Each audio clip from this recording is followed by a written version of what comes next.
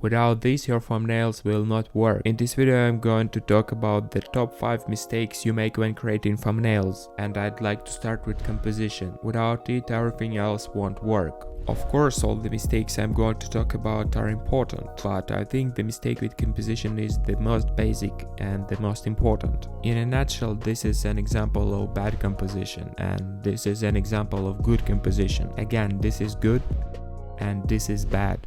The picture should be crisp and clear. There should be no unnecessary text, preferably 2 or 3 words. No unnecessary objects and text for all of the thumbnail, because when a person sees a bunch of stuff, they don't understand what the video is about. They don't focus on the main thing and instead run their eyes all over the thumbnail. It shouldn't be. There should be a few main objects on the thumbnail and maybe some text that shouldn't duplicate the title of the video. You need something else. The purpose of the thumbnail is to grab the viewer's attention and make them click on the thumbnail. For example, here the text is written in a childish font, plus it's curved and beveled. The photo is a regular selfie, plus the face is covered with paper. Yes, it's money, but I didn't see money initially. I just saw a stack of paper. And in the background there is a man collecting money with a rake. It's very poorly realized, it looks messy and it looks unimportant. I think all 5 mistakes are collected here. Sources. This mistake is made by a large number of bloggers. They don't take quality photos, use a screenshot from a video, or worse, use selfies, like in the example I gave above. It doesn't fit the video in any way. It's just a regular photo taken for yourself. I believe that photos should be taken differently for each video so that they fit each video. Or if your content is more relaxed, if nothing extraordinary is happening,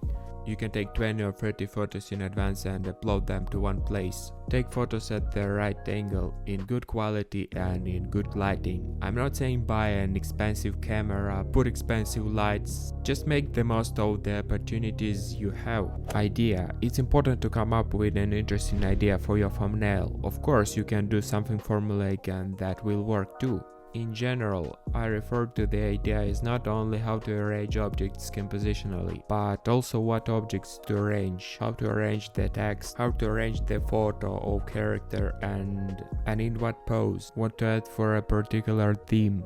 For example, something on the theme of success. What is associated with success? It's money, luxury, expensive cars, expensive houses, freedom, and so on. That's it. Associative thinking is at work here. Of course, you can do something simpler, more formulaic. This can also work in a large number of cases. There are a lot of factors here too. What audience the content has, what subject matter, and so on, but in any case, at least some idea should be. Color. To properly convey the idea and atmosphere of the thumbnail, you need to choose the right colors. Take this MrBeast thumbnail for example. We have blue sky, green grass, guys on the left, girls on the right. The girls are in pink, the guys are in blue, and in the center is MrBeast in a black and white shirt. He acts as a judge. Basically, the essence of the video is clear. Nothing merges and everything looks harmonious. Or for example, let's look at this thumbnail. This work is made in gray, dark colors, and it's clear why. The main color is blue. The orange color creates an accent on the girl and the robber, and the red arrow tells the viewer where to look. If the background was blue sky and green grass and the work would be done in bright colors or without an accent color, it would not cast the emotions that it should cast. Usually 2 to 3 colors are used in the work. It's important to separate objects from each other and not to overdo it with colors. Balance is important just like everywhere else.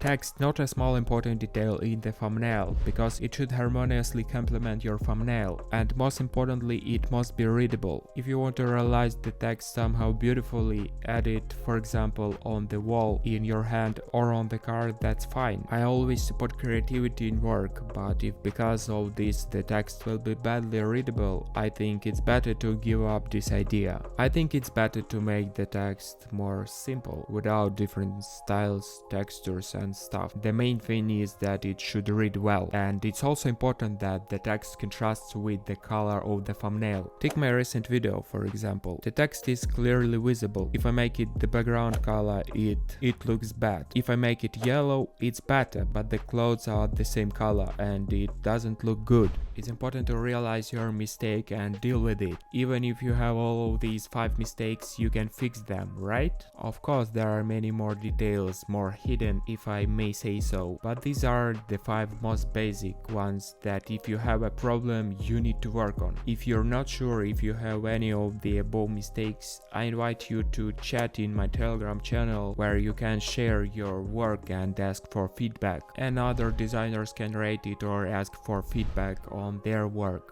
I would like to create a small community where you can share your thoughts and find people close to your interests. I also hope it will grow into more than just a small chat.